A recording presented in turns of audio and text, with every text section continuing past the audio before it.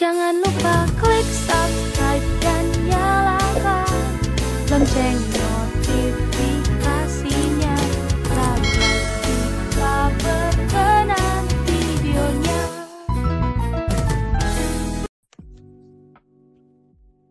Halo semua, kembali bersama Arya Netra. Nah, kali ini kita berada di bukan operasi nih, vitamin vitamin episode ya ke-24 kalau nggak salah, nanti mungkin dikoreksi. Nah, kenapa teman-teman kita vitamin kali ini open cam? Karena memang kali ini kita ingin membahas suatu isu. Jadi ini jatuhnya tips ya, tips karena ada hubungannya dengan gadget, maka kita masuk ke vitamin. Nah, kali ini kita ingin membahas tips untuk memilih smartphone bagi tunanetra. Nah, teman-teman, smartphone itu kan nggak lepas dari spesifikasi yang handal yang ditawarkan sesuai dengan harganya.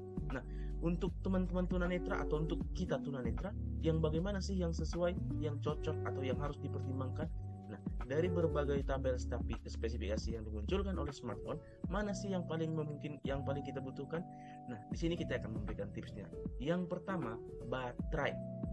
Nah, baterai teman-teman akan menjadi pertimbangan yang paling utama bagi teman-teman tunanetra, bagi kita tunanetra untuk memilih smartphone. Jadi kalau di tahun 2022 ini ya minimal 5000 mAh lah. Ya artinya itu udah menjadi standar baku lah bagi teman-teman tunanetra, bagi kita tunanetra. Kalau bisa 5000 mAh itu wajib. Kalau ada yang lebih baik itu tentu bagus. Kalau bisa yang 6000 mAh atau 7000 mAh bagus. Itu biasanya ada di Samsung atau di Poco atau di Xiaomi, juga ada di Realme ya. Nah, kemudian yang kedua yang harus kita perhatikan adalah chipset. Kenapa chipset menjadi perlu? Kita kan nggak main game ya, atau bagaimana ya? Nah, teman-teman tunanetra harus memperhatikan chipset juga. Karena apa? Karena akan mempengaruhi aksesibilitasnya. Nah, pengaruhnya di mana? Ketika kita bernavigasi, gerakan-gerakan itu mulus atau tidak, itu akan dipengaruhi oleh kinerja chipsetnya. Seberapa lama dia bertahan atau mempertahankan screen reader sebagai aplikasi yang berjalan di latar belakang dengan konsumsi data yang lebih hemat, itu juga dipengaruhi oleh si chipsetnya. Artinya dengan chipset yang nanometernya lebih kecil tentu lebih hemat daya, dan juga dipengaruhi oleh seberapa core yang digunakan untuk hemat dayanya gitu kan. Di dalam smartphone itu ada 8 core sekarang ya, octa-core istilahnya. Nah, ada core yang memang dipergunakan untuk baterai, ada yang memang untuk performa, dan itu harus kita lihat. Kalau bisa minimal 4 ya, minimal 4 core itu untuk hemat daya. Nah, teman-teman, itu menjadi pertimbangan yang penting untuk smartphone bagi tunanetra ya. Chipset itu yang membuat chipset itu menjadi pertimbangan penting gitu, yaitu mengenai bagaimana dia bisa mengintegrasikan antara kemampuan navigasi yang baik, yang tidak nge-lag istilahnya, dengan konsumsi daya yang minim saat dia mempertahankan pembaca layar di latar belakang smartphone. Lalu yang kemudian apa? Yang kemudian kamera. Wah, kenapa kamera nggak butuh nih? Kamera kita kan butuh, kita itu nggak foto-foto. No, kamera yang dimaksud di sini bukan digunakan untuk berfoto-foto, melainkan untuk apa? Untuk scanning dokumen, untuk membaca uang. Itu tentu membutuhkan kualitas kamera yang baik. Agar apa? Agar proses verifikasi uang atau scan foto dan segala macam itu bisa menghasilkan gambar yang baik dan tajam ya. Khususnya teman-teman yang menggunakan Envision AI sekarang ya, Envision AI yang sekarang udah digratiskan itu, ketika kita scan dokumen dengan kamera belakang, tentu kalau kamera belakangnya kualitasnya buram, waduh, itu tentu hasil scannya juga kacau itu.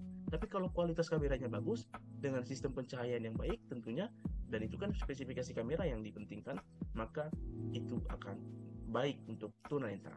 Nah, begitu juga dengan untuk scan uang yang biasanya kita pakai cash money reader ya, yang sekarang juga sudah banyak gratisannya. Nah, jika kita itu menggunakan kamera yang buram, tentu dia akan lambat mengenali uangnya. Bahkan mungkin salah. Karena apa? Karena ada pengaruh warna juga.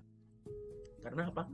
Karena untuk membaca mata uang itu tentu ada beberapa kombinasi kategori ya. Ada warna, angka, dan lembarannya seperti apa, gambarnya mungkin segala macamnya, dan itu harus diverifikasi dengan baik oleh kamera, yang tentunya kamera belakangnya harus bagus. Nah, lalu kemudian Yang penting lagi apa? Yang penting lagi adalah kecepatan chargernya. Kenapa kecepatan charger menjadi penting? Ini untuk tunanetra ataupun umum alasannya sama ya. Untuk efektivitas atau efisiensi penggunaan smartphone yang lebih baik. Nah, kenapa sama? Karena memang di sini nggak ada unsur-unsur disabilitasnya. Ya ingin aja charger yang cepat itu tentu kita butuhkan. Nah, yang tentunya satu lagi adalah port yang sudah Type-C. Kenapa port Type-C itu menjadi penting? Ya, karena memang itu menjadi tren sekarang. Jadi itu tidak ada hubungannya dengan tunanetra, itu berlaku untuk semua, bahwa kalau bisa ya HP sekarang itu belinya itu yang portnya sudah Type-C lah gitu. Jadi bisa sangat baik ya. Oh ya, ada unsur tunanetranya, ada juga ternyata setelah saya ingat. Ketika kita menggunakan port Type-C, tentu dengan kondisi bagaimanapun kita mencolokkan HP itu tentu bisa masuk. Kalau type B atau micro USB yang biasa, itu kan harus ada ya, kita perhatikan itu jarumnya mengarah ke mana.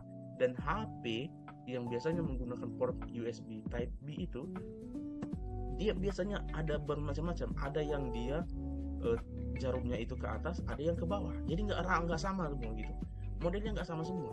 Kalau saya tidak salah, ada HP-HP Cina yang dia modelnya itu jarumnya justru ke atas.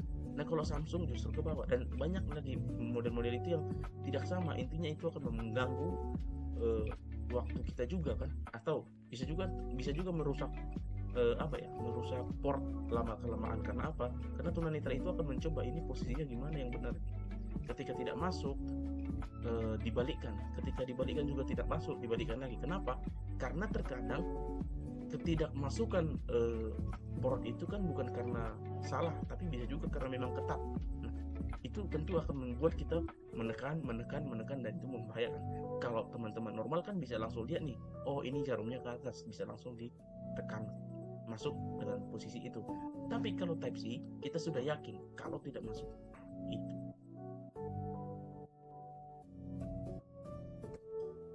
Artinya ya memang karena posisinya atau portnya itu memang ketat aja, jadi kita bisa tekan itu tanpa harus berpikir bahwa ini memang posisinya benar atau salah. Karena ketika dibolak-balik juga port USB Type-C itu tetap memang bisa masuk, karena memang dia tidak ada kondisi-kondisi tertentu yang mengharuskan dia bentuknya pas atau sesuai seperti itu. Nah, itu menjadi penting bagi tunanetra. Jadi Type-C itu memang recommended lah. Lalu kemudian kita harus lihat juga apa sih sebenarnya nggak diperlukan. Itu nggak diperlukan itu menurut saya desain itu nggak butuh ya tunanetra. Untuk HP dengan desain yang baik itu nggak diperlukan. Nah, ada ya brand-brand tertentu yang fokus ke desain, maka itu harusnya dihindari aja. Kenapa? Karena memang kita nggak butuh nih desainnya. Ya ujung-ujungnya bagi kita HP itu ya sama ya, benda panjang, lebar, dan ada kaca di depan, ada tipis gitu aja dah. Yang kemudian lagi yang perlu satu lagi ada kok susah bilangnya, user interface kenyamanan dalam menggunakan atau mengoperasikan itu sangat perlu. Nah, memang hampir semua HP ketika sudah berlabel Android memang pastinya akan bisa digunakan oleh tunanetra. Kenapa?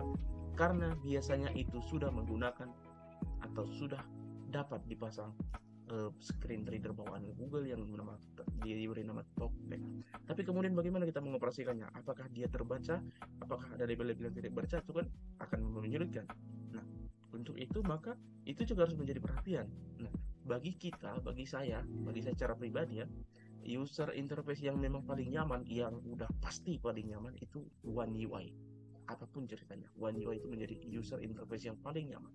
Dan itu bukan hanya berlaku untuk tunanetra, juga berlaku untuk umumnya. User interface One UI milik Samsung itu yang paling nyaman. Yang ternyaman kedua apa? Yang ternyaman kedua adalah user interface-nya Xiaomi atau Mi UI. Mi UI itu juga termasuklah Poco UI, sama aja itu. Nah, yang ketiga apa? Yang ketiga Realme UI. Itu menurut saya yang paling nyaman, yang ketiga. Nah, kalau diurut dari yang brand-brand yang masif menjual HP di Indonesia. Yang keempat apa? Yang keempat Vivo, Vantage UI, ya, Vantage OS. Vivo itu menjadi yang ternyaman keempat. Yang ternyaman terakhir dari yang terjual di Indonesia, yang kelima itu Oppo Color OS. Itu agak kurang nyaman. Dan yang paling tidak nyaman tentunya adalah dari Infinix Oxygen OS. Ya kan? Oxygen ya? Infinix apa ya? salah kali. Oh, Infinix yang apa? Pokoknya Infinix itu yang nama user interface-nya ganti-ganti itu ya. Yang kadang Dolphin atau apa yang sampai pokoknya Infinix lah. Punyanya Infinix itu termasuk yang paling tidak nyaman. Karena apa? Karena banyak sangat banyak item-item yang unlabeled, yang tidak terbaca. Nah, itu yang harus diperhatikan, kenyamanan user interface.